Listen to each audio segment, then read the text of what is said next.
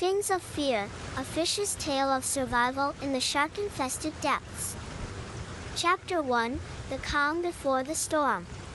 I swam lazily through the colorful coral reefs, my fins effortlessly propelling me through the warm, clear water. My best friend, a brightly colored parrotfish, swam beside me, chattering away excitedly about the latest gossip from the other inhabitants of the reef. We were the picture of contentment, basking in the beauty of our underwater home. But little did we know, our peaceful existence was about to be shattered. Chapter 2, The Shark. It started with a sudden, sharp movement from deep within the reef. My parrotfish friend and I exchanged worried glances as we realized that a giant shark was heading straight for us.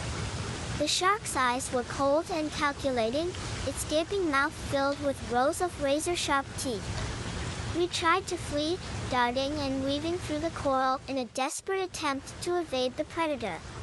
But the shark was too fast, its powerful tail propelling it through the water with terrifying speed. We were trapped, and it was only a matter of time before the shark would close its jaws around us and end our lives. Chapter 3, The Sunken Ship. Just as the shark was about to strike, we saw a glint of metal in the distance. It was a sunken wooden ship, half submerged in the sand. We swam as fast as we could, hoping to find refuge within the rusted hull. As we swam into the dark, moldy hold of the ship, we could hear the shark crashing against the outside, its teeth gnashing in fury. We huddled together in a corner, too afraid to move, too afraid to speak. But our reprieve was short-lived. The shark had found a way into the ship, its massive body filling the narrow space as it searched for its prey. We had nowhere left to run. Chapter 4, The Escape.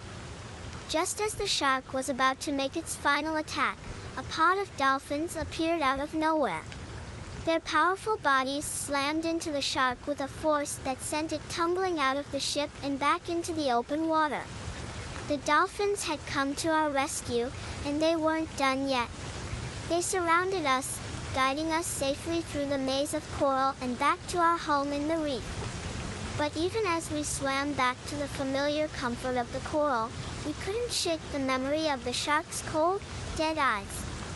We knew that we were lucky to have escaped with our lives, but the thought of ever facing that terror again left us feeling uneasy.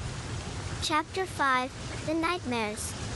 The days that followed our encounter with the shark were filled with nightmares.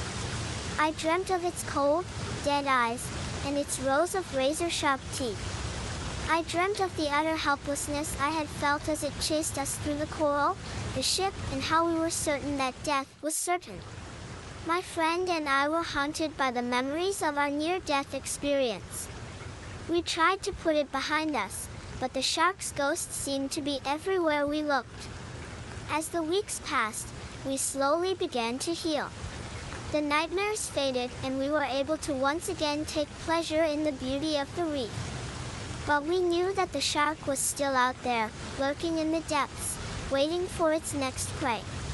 And we couldn't help but wonder, who would be its next victim?